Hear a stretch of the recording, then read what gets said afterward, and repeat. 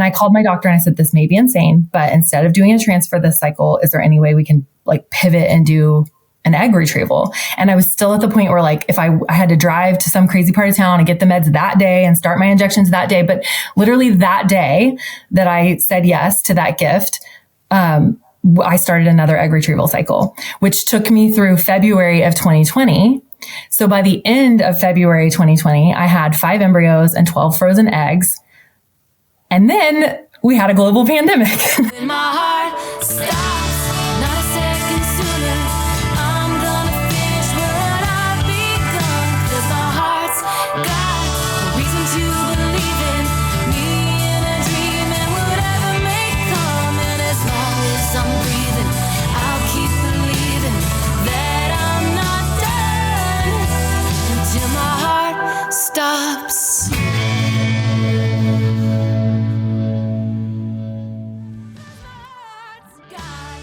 If you guys are like me and wanting to be more mindful about what's in your products, how many toxins are in your products, and making sure that you're putting good things on your skin and into your body, I highly recommend Osea.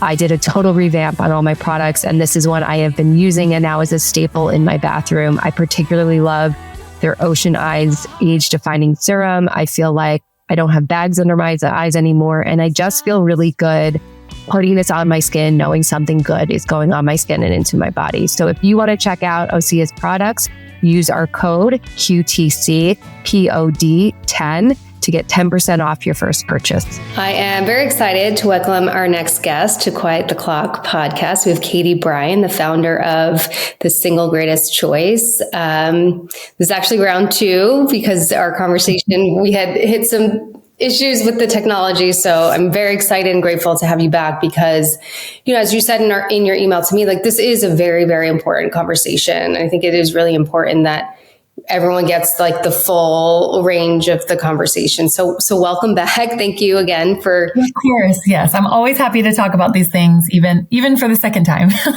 So happy to be here. Thank you. I really, really appreciate it. And what I had said last time when we recorded is I actually found you through a previous guest who shared her incredible journey of single motherhood by choice. And you and your content were such an incredible resource to her. And so before we jump into the work that you're doing now, I'd love for you to share your personal journey. Sure. I'd love to. I would say that my personal journey started around 2018. At that time, I think I had always had a passion for supporting women and facilitating just personal growth amongst women. At that time, I had no formal training or any kind of formal role in coaching.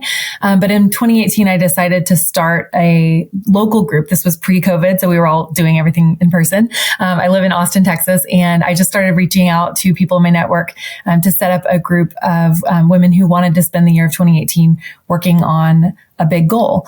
And each woman could choose any kind of goal. It was everything from learn Spanish to figure out how to work this fancy camera that I bought to figure out whether I'm going to stay in my marriage or leave. I mean, some of the goals were very big, but all kinds of goals. And for me, my goal was this will be the year that I meet my person, because I had been single at that time. Let's see, if it was 2018, I got divorced in 2010. I was very young when I married and very young when I divorced. I divorced at 28. Okay. We had been married for 5 years and it was a 10-year relationship. I don't think of it as a failure. I just think, I was just way too young to know who I was or what I wanted. And ultimately my marriage ended, in large part because he became uncertain about whether or not he wanted to have children. He'd always said that he did.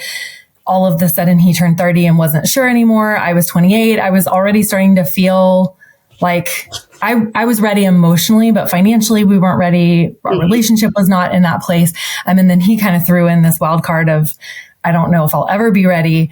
And ultimately that led to divorce. So after that, there were 8 years in there of dating. And I did actually get engaged again and broke it off somewhere kind of in the middle of those 8 years. But by 2018, I was like, okay, this has got to happen. I'm 37.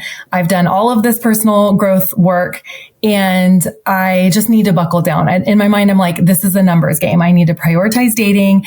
So I was in counseling. I was working with a coach. I was reading all the books about manifesting and finding your partner and all of that. But I wanted this accountability and this discussion space with these women to kind of help me stay on track, because I'm very much an introvert. I do not want to go have drinks. I think it's so wild that what I wanted was to be home, cozy in my PJ, snuggled on the sofa with someone. And the way to get that was to like put on heels and go out and like be like the exact opposite of the thing that I wanted was what I needed to do to get it. Anyway, that year was kind of the catalyst for me, because I went on a lot of dates, like over 50 first dates, and eventually met an incredible guy. And, he's wonderful. He's still a close friend. And right around the same time that I met this person and was feeling really hopeful that potentially, this was the guy and maybe, the relationship, I did an at-home fertility test. And there are, different, Modern Fertility, Everlywell, there are different companies that have these, tests that you can take at home and mail off to get information. I had never seen a reproductive endocrinologist. I had asked my OBGYN every year at my annual, like, is there anything I should be doing? I thought maybe, are there supplements or like anything? No one mentioned egg freezing. No one, was talking about it because it was a while ago. I mean, we're talking, 2013, 14, 15 were the years that I was asking these questions. And, it was different back then. Egg freezing was not as common. So anyway, I met this person at the same time as I took this home fertility test. I got the results from that fertility test the day after what remains the best first date I'd ever had. And they were not great. They showed that I was kind of right on the line, but my diminished ovarian reserve was, kind of what I was looking at. And it just sent me into a tailspin. And I had never considered freezing eggs. I think I thought it was inaccessible financially, but also it just seemed dramatic. This was in a time when people weren't doing that as often, 2015, 16, 17. Now we're into 2018. And that was the first time where I was like, okay, this is for me. Like this, I am the person who should be doing this. So that was kind of the beginning of my fertility journey, was just getting that information from. Yeah. Oh my gosh. You just shared so much, and so much that we didn't even talk about in our first conversation. And so I do want to back up a little bit, because a lot of your journey is so relevant to so many people that listen to this podcast. And I really do appreciate what you said about your first marriage and kind of being really young and not knowing yourself well enough, because I always think there is this narrative of time and running out of time. And there's this pressure to do these things earlier, but these are really big life decisions. Mm-hmm. So I think it's important to talk a little bit about that and acknowledge that you felt that at a young age, too young, because I think we're always telling ourselves we're too old, but maybe sometimes we're too young to do some of these things. I look back, and what I always say about that marriage, without getting too like political, I'm like, we divorced amicably. We absolutely would not have made it through any of the election cycles that happened post our divorce. Like we are politically so unaligned, and it was a problem in our marriage, but not the way it would be now. We did have some very fundamental values differences. And I mean, we were 18 when we started dating. We didn't know what our politics were when we were 18. We didn't know what kind of family we wanted. I think the most loving thing either one of us could have done was walk away from that relationship. And, he is now happily partnered and has children with his wife. And I'm so glad that's not me. And we'll get into what my life looks like now, but I couldn't be happier. I like to share that I went through years of journaling and trying to call in my ideal partner. And I would sign my journal entries, this or something better for the highest good. And I think back, like, I can't even talk about that without getting so emotional, because I think about what the highest good really looks like. And like what you mentioned of your previous podcast guest who was impacted by the podcast that I went on to create, and the countless women who've reached out to me, and women who I know now wouldn't maybe have the confidence to take the steps they've taken. If I didn't leave space for the universe to give me or something better, I had to kind of open up like I think I know what I want and I really, really want it, but maybe there's something better. And I'm open to that. Oh my gosh. I'm so grateful that our first recording technology was shitty, because I love everything you're sharing today, because I know from my own experience and from my work as a clinician, as a therapist, that we are so concrete in this vision that we have, that we don't leave room for the universe, and we don't leave room for the something better. And again, like, I think these visions that we, put together are externally influenced, or sometimes on our own. It's like, we think we should want this by this time. And I love what you just said about leaving more room for what is supposed to unfold for you, because I know where life is for me now. I couldn't imagine it ending up better, but it's not what I imagined at all. Exactly. Yes. Yes.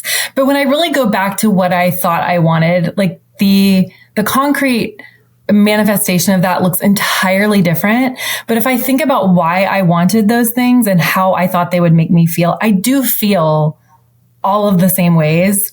I think what I wanted was to create a life that felt the way that mine does. And I thought the answer to that was a partner and kids and, the white picket fence. I have some, but not all of those things, but I'm so much happier, now with the way things look because of how they feel. And I think we'll get into it, but I think that's my answer to how do you deal with, people who judge this path that you've taken, or people who are like, don't you think, a kid needs a mom and a dad, or like some of the pushback on becoming a single mother by choice. And my response to that is like, it doesn't resonate with me. I hold space for people to have that opinion, but it's so dissonant with what I'm experiencing as a mom and what I see my child experiencing as a child that I'm like, you just don't get it. And that's okay. I'm not going to bend over backwards I'll answer questions, but like, it's not my job to convince you. We're always going to have differing opinions. And there are absolutely people who think that my story is sad or that I've done something wrong. And I can just let them be wrong about me because of how I feel in my life. And I definitely want you to be able to finish sort of your story, but I definitely want to get into all of that, because I do imagine, and I'm sure this is, a lot of the work that you do, I do imagine that women starting to make this decision might feel all of those same things themselves, of like sad, or a child should have a father. I'm sure those are all narratives that they have themselves work through when they're making this decision. Yes. Yes. That is a lot of the work that I do. Yes. Okay. So we'll get to all of that, but I want you to finish your story. So you meet this wonderful person. Yeah. So I'll kind of like breeze through the next part, but essentially, the relationship just could not grow in that pressure cooker. And, he is just the kindest and most generous person, and was really in it with me. But it became pretty clear that romantically, it just wasn't going to work out, because I knew that it was go time for me, fertility wise. And both of us were wise enough to know, like, we don't have any business entering into that kind of relationship with each other. We literally just met, So I think within the first 2-3 months of our relationship, I was freezing eggs. And at the time I was really hopeful that those might be for us down the road, but it was just to buy some time for the relationship to grow. That process, I was told at the time, didn't go very well. Now that I look back, I'm like, I actually had great results. Or at least I didn't have poor results. But what happened was I did my first cycle, they saw a lot of follicles. So they were really excited about, how many eggs I potentially could get. And then they couldn't get the medication to like the growth of the follicles to sync up. So even though I had a good number of follicles, they were like, oh, we would only be able to retrieve like 3 or 4. So we canceled a cycle. We tried again. And ultimately when we finally did the egg retrieval, I got 7 eggs. And I think because they had told me you might get 20, 25, it felt really disappointing because they just couldn't get, there were some follicles that just kind of outpaced the others, and they could only take what was mature at the time. And it was all very confusing to me. But essentially what I heard was that didn't go well. And I spent, $10,000+ doing it. I didn't have the funds to do another round. And no one was really suggesting that either. But what my fertility doctor, the doctor I was working with at the time was awful.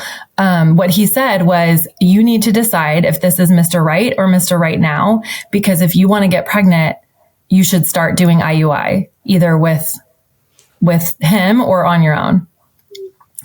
Oh my gosh. So you can imagine.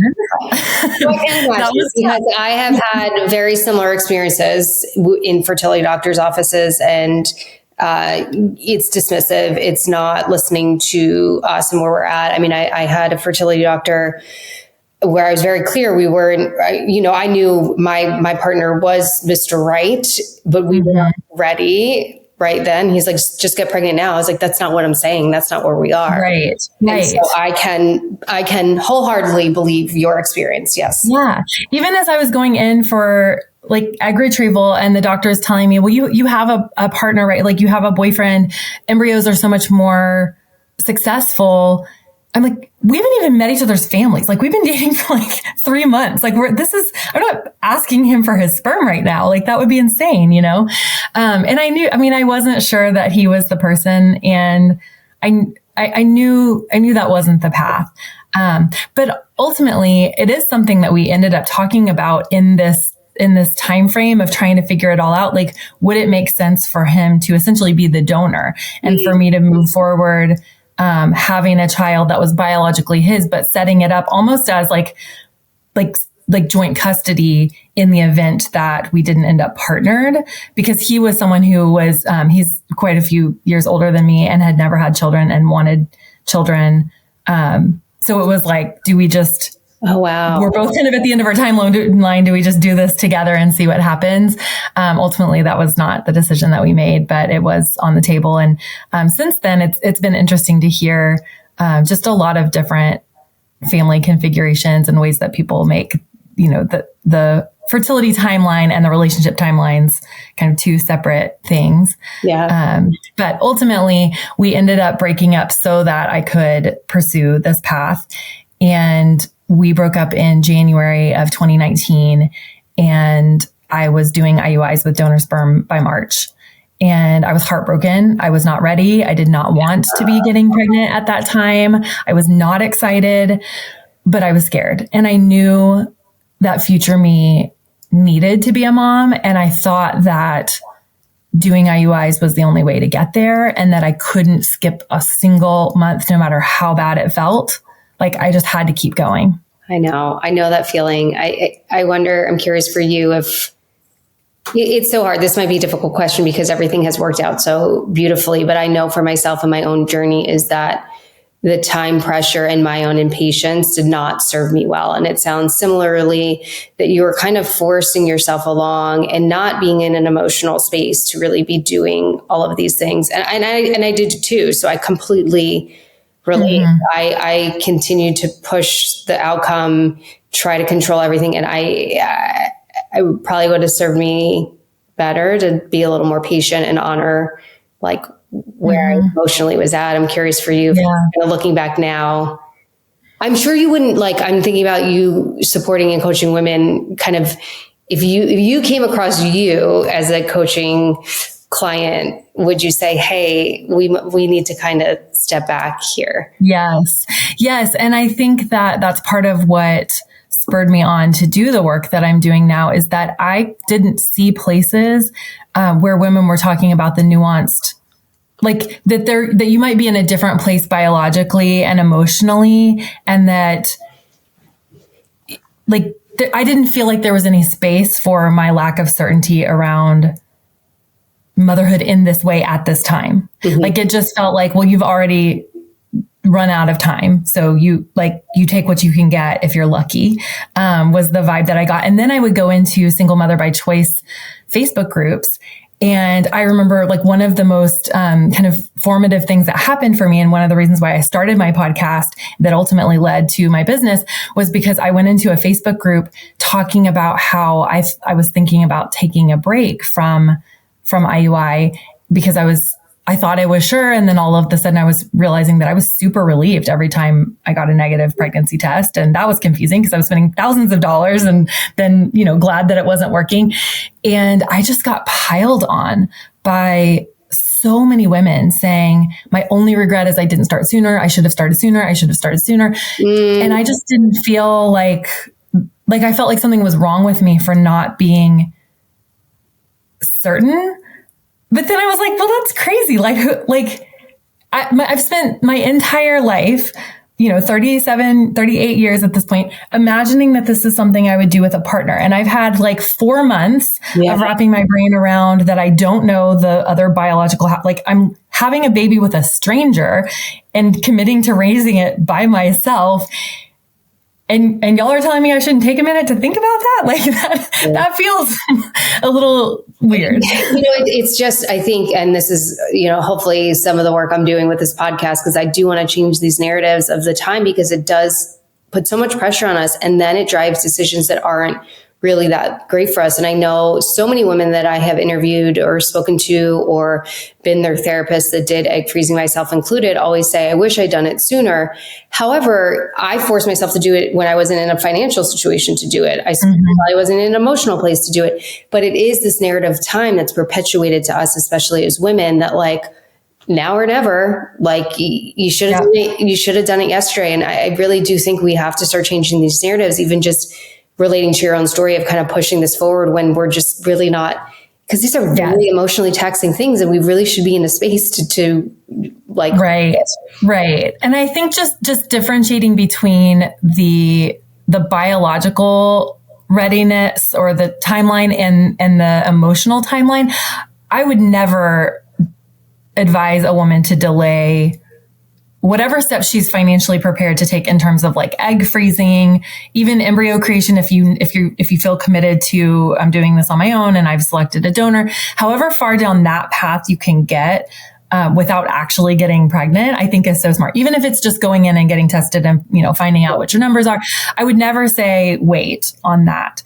But you can take a lot of steps and get a lot of information about your own biology and not just statistics or, your girlfriend at work got pregnant when she was 42. So you are now certain that you'll be fine.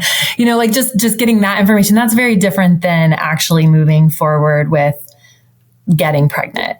And I understand what the women in that Facebook group were saying. They were saying, if I had moved earlier, maybe I would have gotten more eggs or more embryos or had, better success biologically, but it just completely discounts the emotional experience of that pivot of this is not the life I imagined for myself. And I have grief around that. Sure. And there's not a lot of space to honor that when the whole reason you're moving towards solo motherhood is because you feel like you're out of time. You don't have time to grieve. I know it's pivot.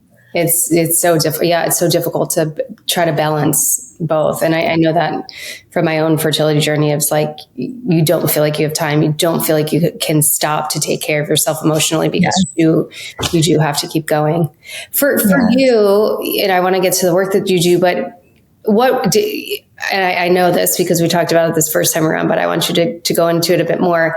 But what was your process to get to a place of accepting this new vision, right? You kind of keep saying, I didn't imagine this, years imagining it. You asked that question. And I think that people want me to share my process so that they can copy paste. That is not what you're about to hear because my process was such a dumpster fire. My process was that I did 3 IUIs in a row and felt fear, but also relief when they were negative. And then I did a 4th IUI and got pregnant. And I thought that the first time in my life I saw that pink line, it would just erase all of the lack of clarity. And it did not. And I was devastated. And I was so just emotionally confused because I had put all of this time and money and energy and had pivoted my whole life around this goal of having a baby on my own.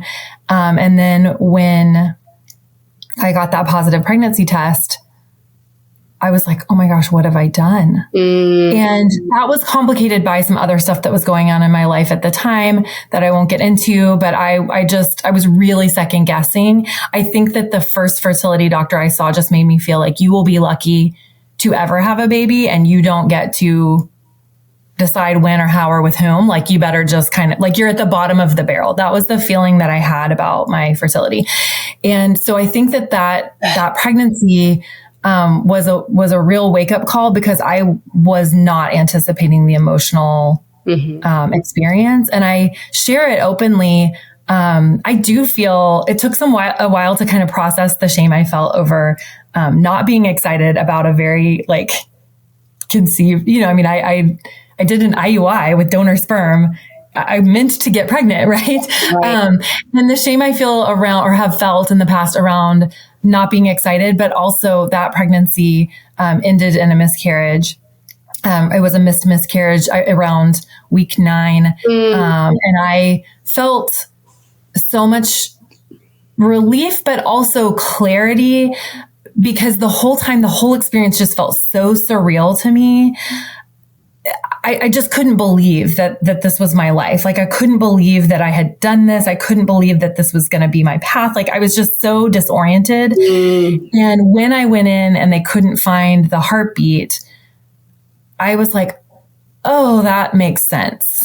Wow. And there was grief. Like I was sad because I had spent those weeks between getting the positive pregnancy test and getting to the point of the miscarriage, really like self-coaching, really getting excited. And I bought a little outfit and, I was in a place where I was like, okay, it's you and me, baby. Like, we're going to do this. But I know 9 months is a long time and I know I'll be excited. I was ready to get my family on board. So I was working through it. And so when the miscarriage happened, it was also extremely confusing because then I did grieve that loss. Sure. And also it made so much sense to me. It really felt like this divine opportunity to get my shit in order, like to really introspect on like what just happened.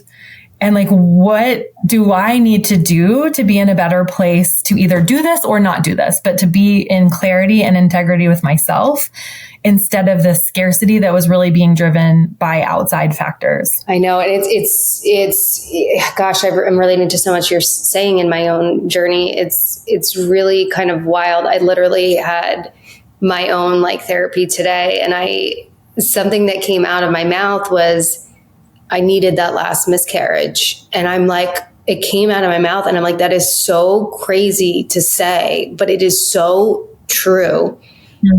Finally brought me to a place where I always should have been, which was in trust and surrender. So I hear you. And I think it kind of links back to what we were saying earlier about making space for the universe and also kind of sometimes needing these big interventions, should we say, to kind of check ourselves and pause. And I think sometimes we have tunnel vision on the goal and we're not really attentive to like, am I ready? Is this right? Is this really the way? Like, yes, wow, it feels like that for you was that opportunity to kind of step back and get really clear. Gosh, it was so important. And I'm so grateful that everything happened the way that it did. I'm not everything happens for a reason person. I find that to be kind of trite and just honestly can be damaging when you say it, at the wrong time to the wrong person, in response to experiences that they're having. And I look back and I can see how certain things that felt really hard just really served me. So another thing that came up in that time was a lot of regret around the donor decision that I had made. Initially, I was going at the donor decision with really like a couple of criteria. I needed to like the guy, like I needed there to be like a good vibe coming through the profile, but I was really looking for someone who looked a lot like my family. And I was thinking about my future child and I was thinking about their identity and how I wanted when they looked in the mirror for them to think, oh, I look like my grandpa. I look like my mom. I look like the family members that I know and, have grown up with. And so I was screening for like blue eyes and, things that run in my family. And that didn't matter to me after this experience. I think because as I became more ready to mother an actual child instead of trying to kind of feed my own fear of like, I want to be a mother, but that's so like, that was always something that was so far off. I was like chasing this thing that I wasn't actually even thinking about what it meant. And as I got closer to truly being ready, I was more in tune with like the child that I was calling in and the mother that I wanted to be. And I started thinking about what it would be like to be a donor conceived child. And it just became really important to me to look for a donor who I felt like I would be so proud for my kid to read this profile and it would be so easy to talk about these are the reasons why I selected this person. And if my child chooses to connect with this person in the future, like I think they'd have a great time sitting across the table and having a coffee or whatever. And so I threw all of the like physical appearance kind of out the window. I mean, I still picked someone I thought was attractive because of course, why not? Right. But I had a very different lens. And I think that was part of an indicator to me that I was really ready to be a mom and not just to try to avoid. I think before I was trying to avoid not being a mom, like I was just trying to make sure that I kept the opportunity open. And as I moved towards readiness, it looked more like thinking about actual motherhood.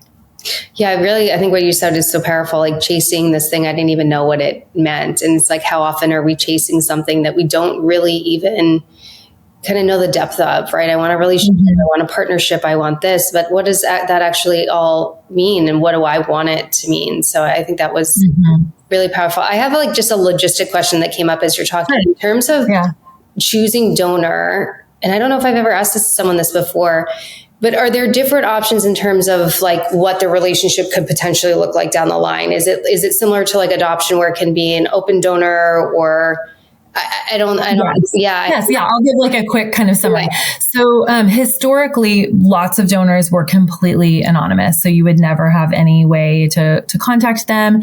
Over time, that's become less and less. Most banks either don't offer that option anymore, or maybe they're older donors that donated like 5+ years ago and are still in their inventory might still have that setting or that label, but they're no longer accepting donors who are anonymous. And I think that that's mainly because I think demand. I think like as we are talking more about what's best for donor conceived kids, parents aren't choosing anonymous because we have research now that says like that's not what the donor conceived kids want, right? They want to know who their donor is. Wow.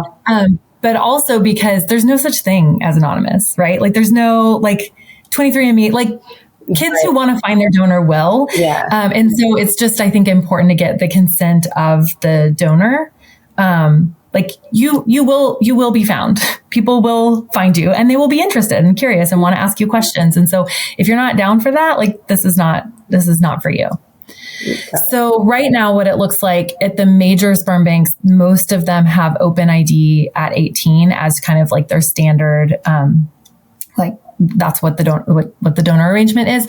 It's meant to protect the donor from any kind of like custody or anything like that. Like, that no one can reach out to them before the child is 18. Mm-hmm. But at 18, now the child is an adult. So there potentially could be a connection between the donor and the donor conceived child. So I, as the recipient parent, would never have the ability to contact the bank and get my donor's direct contact information, but my child would at 18. Got it. Okay.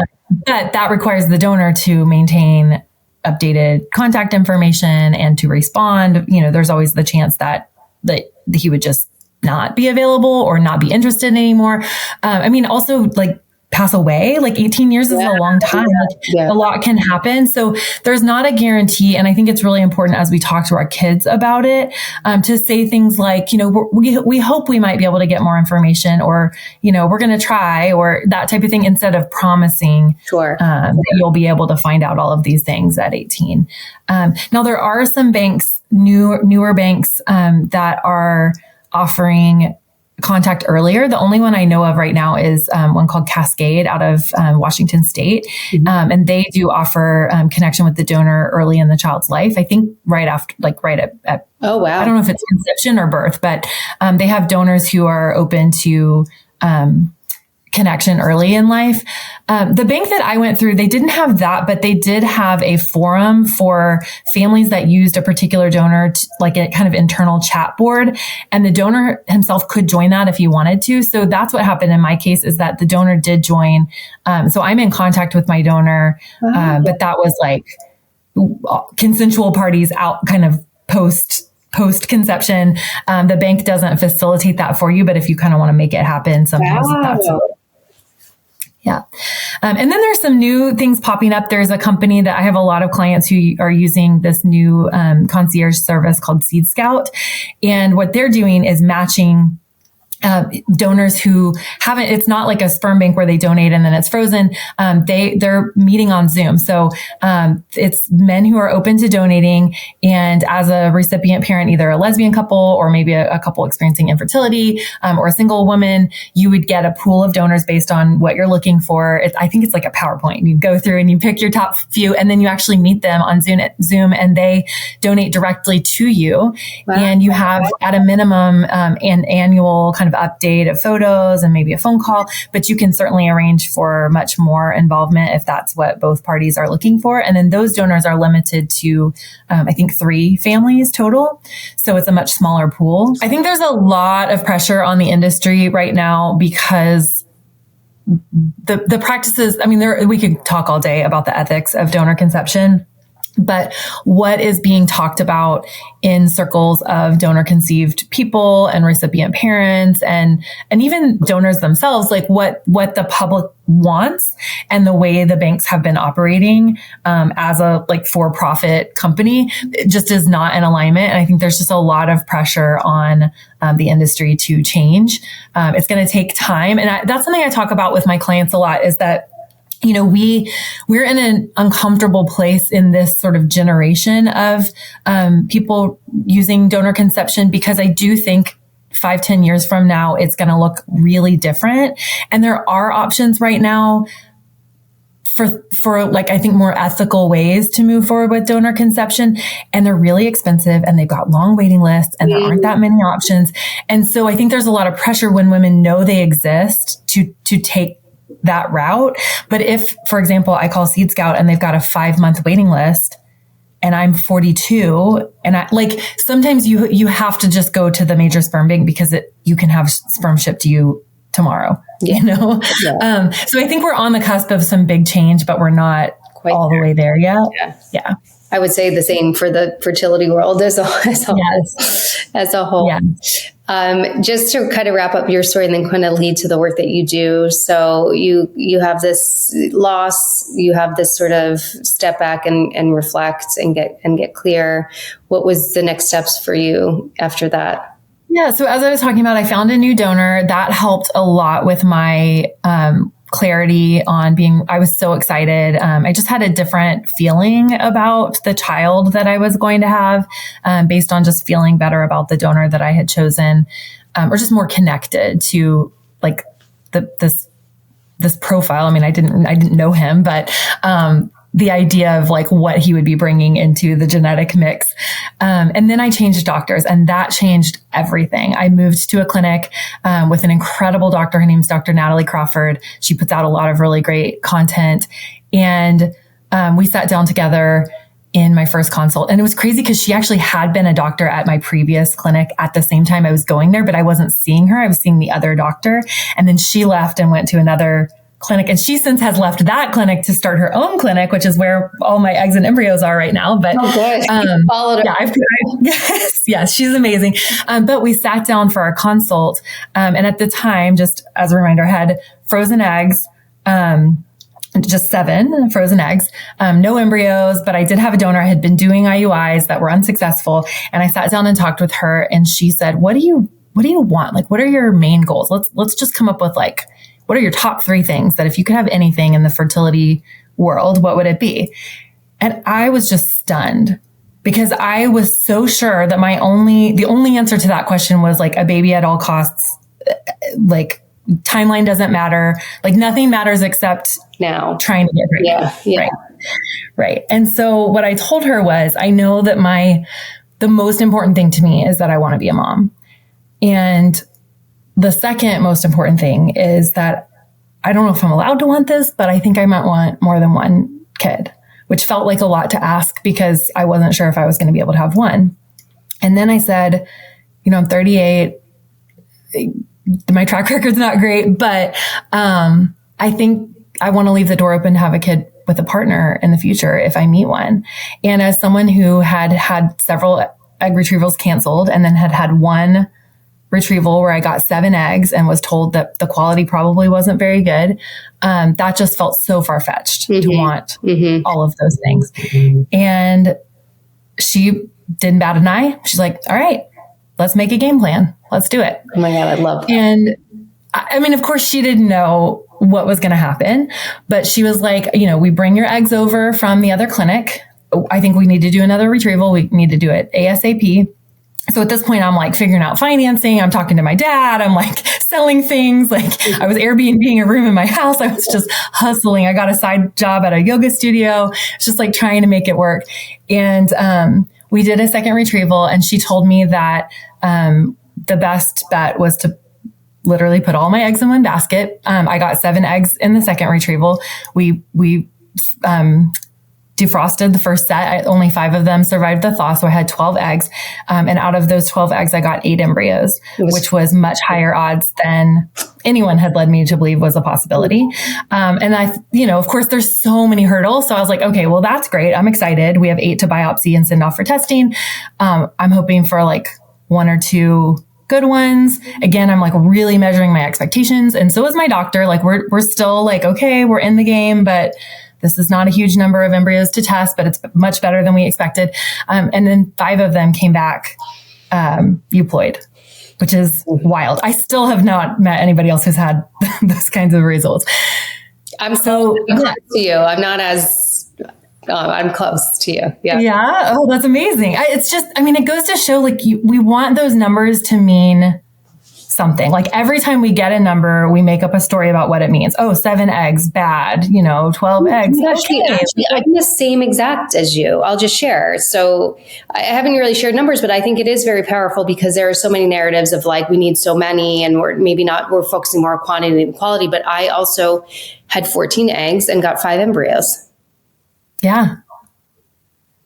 So it can happen for listeners. Yes. Yeah. And I have clients who got like 26 eggs in one retrieval and got 1 euploid embryo. And that's what I mean. It's like the numbers just don't mean a whole lot until you get down to the very end. And then I know lots of people who've had kind of unexplained failed transfers with euploid embryos, and that's confusing too. And there's happened. Yes, I've had that. Yeah. It's all, I think there's, again, more room for, there's a lot of uncertainty, but I think there's more room for education and understanding on things, but wow. Incredible. So just to kind of like speed things along. So now at this point, goal 1 and 2 are essentially achieved because at this point I was 38 years old. I had 5 euploid embryos. The odds of me having 1 and even 2 kids from that were high, right? So that was goal 1 and 2. But goal 3 was leave the door open for potential child with a future partner, if that ever was my life story. And I was willing to let that go, but it was hard. I didn't have the funds to do another egg retrieval cycle, but I was still very close, not romantically, but still very close with the man that I had started dating in 2018. He's in a very different financial situation than I am, and he's just an extremely generous and wonderful human. And I certainly didn't like ask for this, but I was close with him at this time, and I was telling him about everything. And I think I was just kind of processing, like, I'm so excited about these embryos, and also I wish I wouldn't have used my frozen eggs. I wish we would have just fertilized the fresh retrieval, because I still would have ended up with 3 of my embryos came from that fresh retrieval. So I could have kept my frozen embryos or my frozen eggs frozen, but I didn't know that. It made total sense to do what we did. No reproductive endocrinologist would have probably advised me to not do what we did. Right. And I wished that I still had those eggs frozen. And so this man said to me, I've never wanted anything in my life as much as you want this. I envy your clarity, and all you need to do this is money. I have that. Why don't you do another egg retrieval? Oh. The most amazing gift. Oh my God, what an incredible. I know. For several reasons, it was the most incredible thing, because at this point I had scheduled a transfer, and I had scheduled that transfer for February of 2020. And I know. And because of this offer of his, I had the transfer meds in my fridge. Like I had my whole protocol. It was go time. Mm-hmm. And I called my doctor and I said, this may be insane, but instead of doing a transfer this cycle, is there any way we can like pivot and do an egg retrieval? And I was still at the point where like, if I had to drive to some crazy part of town and get the meds that day and start my injections that day, but literally that day that I said yes to that gift, I started another egg retrieval cycle, which took me through February of 2020. So by the end of February 2020, I had 5 embryos and 12 frozen eggs. And then we had a global pandemic. Oh, yeah. And so what I really needed was that my nervous system needed to relax and know motherhood is available to you. Wow. And then I just needed time to like take a breath and like get emotionally ready. And again, like, I don't think everything happens for a reason, but I am so glad that timing of a global pandemic lined up with like, I literally couldn't move forward if I wanted to. Right. And it gave me just the exact right amount of time to start my podcast, like get my head together, start to connect with the community of other single mothers by choice. I started my podcast in March of 2020. By July, I could not think of anything more exciting than getting pregnant as a single mother by choice. Like I was so excited when I went in for my embryo. I mean, what a different feeling from the pregnancy with IVF. So different. Yeah. So different. I mean, the day I went in for my transfer, I remember I got all dressed up. I had on like bright red lipstick and heels and all this stuff, because like I just wanted to feel like I knew it was like the best day of my whole life. I knew it was going to work. I had just such clarity. My doctor, I remember, was like, okay, when you walk out of here, it's like a 65% chance. Like, you know, it's more likely that it'll work out than not. And I was like, nah, whatever, it's going to work. Like I just knew that it was going to work. Yeah. The mindset, it's so powerful, the mindset, and just the space and the clarity. It's like, it's invites the baby in. 100%. Yes. Wow. Yes. And so it did work. I was pregnant. And I had just the most beautiful pregnancy. It was a weird time. It was all during COVID. So I was just by myself the whole time, but I actually think that really served me, because I wonder if being out in the world would have led to a lot of like comparison or just like self-consciousness. And instead, I mean, what did we do during COVID? We walked a lot. We did a lot of walks, you know. I adopted a dog like 2 months before I got pregnant. But I walked with my baby, like talking to him, growing him, like just my whole pregnancy was just kind of me by myself, doing my podcast and just taking care of myself and really like transitioning into motherhood. And yeah, it was beautiful. I mean, it was the perfect pregnancy. Wow. I never had to put on any pants if I didn't want to, because it was all Zoom. It was great. It is beautiful. Wow. What an incredible story, just to see how everything kind of came together and with the timing. And I think that would be very difficult is to trust all that. And just to be mindful of time, and I don't want to keep you longer, but, it did transition into the work that you do now. It's become your work, your business. You've created an incredible community supporting women in this choice, through this choice, and beyond. I know that you're having retreats with families. And so if you could share more about I would love to. Yes. So in March of 2020, I started a podcast called The Single Greatest Choice. And at the time, I think my motives were somewhat selfish. I really wanted to talk with other women who were doing or had done this thing that I was at the time pretty, had the clarity that I was going to move forward with. But it was a really complex decision for me with a lot lot of grief. And part of that was a story that I carried that I had messed up somehow, that there was something flawed in me, that I didn't deserve the love that other partnered women seemed to have in their relationships, that I kind of had to default to this backup plan because I didn't have any other options. And even the label single mother by choice was so hard for me to even say out loud, because I just wanted to scream, this is not a choice. Like if I had any other choice, I would not be doing this, Right. So I started this podcast, I think really just to connect with other women and find out who they were and how they got there and how they were feeling about it and how they made the decision and how did they know that they were ready. And I had already been doing so much of the personal development work and the coaching and the therapy, kind of on my own. And I think for me, the kind of missing piece was this connection with a community of women who just honestly blew me away. It was so different than what I thought, where like, I don't know, it's just the caliber of the women who I was meeting. I just could not continue to see myself as someone who had fundamentally messed up somehow or had something wrong with me, because I couldn't have been the only outlier, right? Like I would just meet incredible women after incredible women. And what I started to see was these are women who are faced with a really difficult kind of sliding doors moment where they were looking at like, I may have to miss out on this thing that I really want, motherhood, or lower the bar and settle for some dude just because it's time. And I choose neither. Yeah. Like I'm not doing that. Like I'm not walking through either one of those doors. And that is so hard to say, like so hard to choose.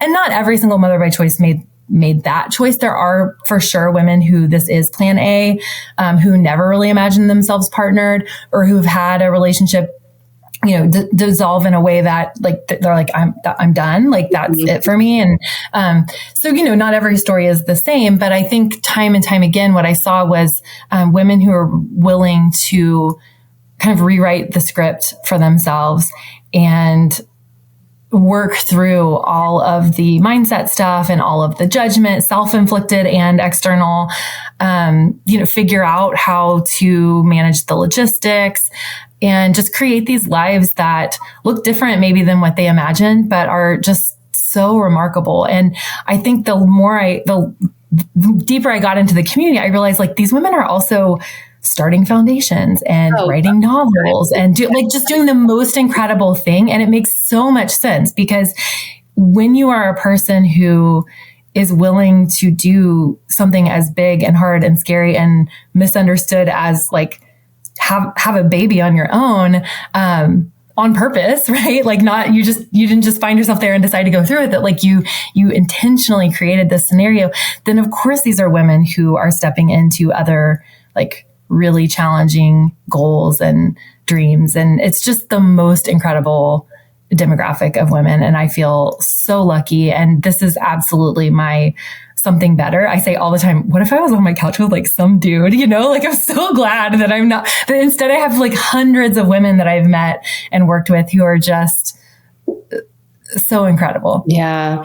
Community is so powerful. And it just takes away this idea that a lot of those narratives that you're alone or something is wrong with you when you're meeting incredible people that are walking the same path. For you and some of the women that you have worked with and supported, like what would you say, and maybe share your own or some from the people you've worked with, just like the biggest blessing of single motherhood by choice and maybe the biggest challenge? Yeah, I think the biggest blessing, I would say,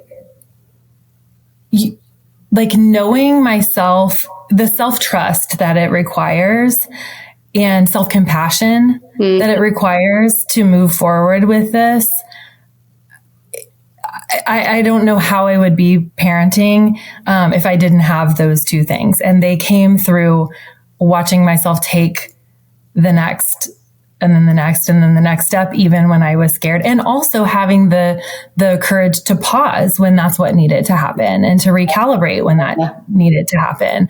I think that this is such a personal growth journey that also resulted in a tiny human who's in my house now, motherhood in general, I just think is like such a masterclass in, personal growth. And so I think that is so profound, and that's every mother. That's not just single mothers, but I just think that, it's so intentional. I think part of what is so scary about it is that you don't just have too many margaritas and wind up pregnant as a single mother by choice, nor do you if you have fertility issues and you're having to have support with that. But I think I thought it was a one-time, like I'm deciding to be a single mother by choice was like a one-time decision, but it's actually like every appointment you have to schedule, every time you have to like order another vial of sperm because your IUI didn't work out. You have to continually decide, like, am I still in it? Am I still doing this? And that's every fertility journey. But I think it's different when it's just you and you don't have that partner to bounce things off of, or to like collectively decide we're still going or we're taking a break. There's just so much, autonomy, which is great, but also responsibility to make it happen or not. I think I think about that too, in terms of it, because my partner has just been he's a blessing, period, but like such a blessing in this fertility journey. But I think that's where the community comes in. And I think, the guest that I was speaking of before, who, you were such a great resource for her.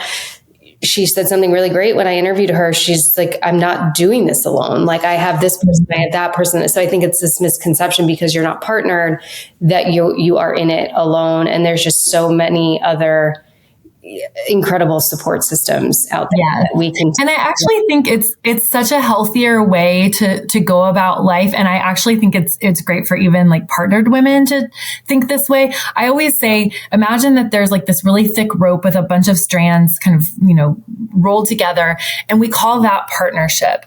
And with solo motherhood, we take that rope and we kind of pull those strands apart.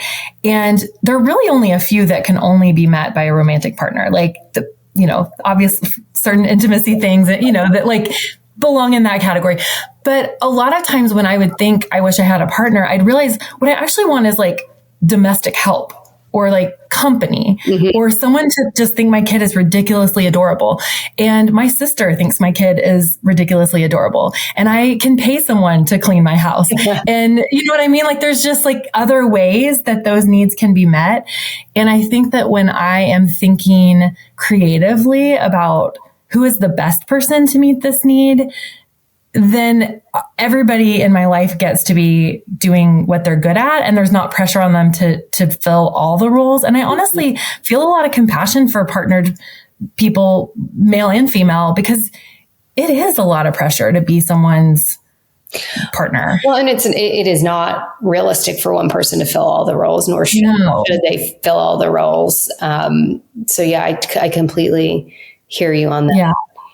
I think that's something society has gotten really wrong in this kind of iteration. And I have, just to kind of go back to my business a bit, I have a membership program, and it's called The Village. And I think it's about like, how do we reclaim that way of mothering? How do we pool our resources? And, we're in there talking about single motherhood by choice, but also like, if somebody's a realtor in there and somebody else is trying to buy a house, let's get them together, right? Or like just pooling our experiences and our knowledge and our expertise and our energy and our bandwidth. And I love to have calls that are stage specific in there for women to connect with other women who are in the exact same stage of, first year of motherhood or going through IVF right now or whatever it is. But I also think it's so valuable to have the conversations were at mixed stages, because we do have so much to offer to one another. Yeah. I just think that community aspect is so, so important. So, as I was saying earlier, I think that like the two things that really moved the needle for me were the personal development, coaching, kind of mindset work that I was doing, but then also the community piece. And so I built my business around those two things. So I do offer one-on-one coaching, which is more of the like mindset piece. I also do community groups, which are not coaching. They're small group containers for 6 weeks at a time. They're very intimate. People really get to know each other and really get invested in one another's stories. But it's just that space to feel like these people get what I'm walking through. And then I have my membership, which is a larger group of people at all different stages, whereas the community groups are more stage specific.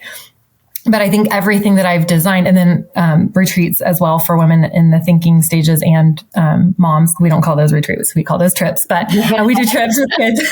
But everything is really designed to meet one or both of those pillars of the mindset and personal development work, and then the community piece, because I think that those are how we move this thing that may have started as a plan B into a space where it feels at least as good, if not better, than the life that we had imagined for ourselves. Yeah. And I love what you said earlier too, is just chasing the feeling versus the vision, right? Because again, we can be too concrete in our vision, and it doesn't mean that a different vision isn't as beautiful and better.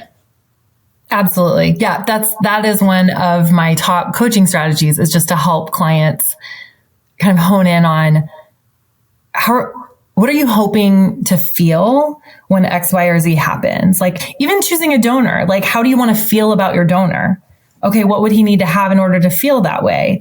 Okay, then let's screen for that, right? How do you want to feel when you share with your family that you're considering doing this? Because there's a huge difference between, I'm thinking about doing this. What do you think? And I'm planning to do this. I'd love your support. And like, you need to know like what response you want, how you want to feel, so that you can kind of plan the conversation around that feeling. So I think it is really important to think about what feelings do we want to experience, and then how can we like set ourselves up to experience that. I love that.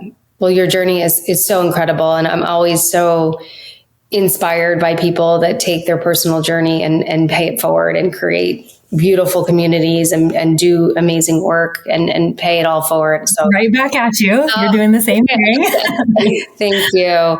Oh my gosh. I feel like I have to have you for a third time because there's so much more to talk about, but I just appreciate again, your time and the work that you're doing, and tell everybody where they can find all these incredible resources, groups, communities. Yes, everything is at singlegreatestchoice.com. You can also find me on Instagram at singlegreatestchoice. I'm not super active there, but I would say my website and then getting on my email list is the best way to stay in touch. I love to communicate in my Friday email. So it's a good way to really get to know me, because I get pretty vulnerable there. Well, you've been incredibly vulnerable here, so I appreciate that. Katie, thank you so much for being here. I really appreciate it. Hi, everyone. It's Beth, your favorite therapist, or at least I hope I am, and host of Quiet the Clock. I am so excited to share the secret of my glowing skin with all of you. Lumine Face Pro. This amazing device has completely transformed my skin, and I've noticed a real difference in tone and texture in such a short amount of time. Lumine Face Pro uses advanced microcurrent technology to gently stimulate your facial muscles, promoting collagen production and improving skin elasticity. I mean, amazing. Hey guys, I'm Beth. Thank you so much for tuning in to Quiet the Clock. If you want to hear more episodes and learn more about how to dismantle societal timelines, live life on your own terms, live life fully and authentically, subscribe to our channel on YouTube, and you can also follow us on Instagram and TikTok at Quiet the Clock Pod.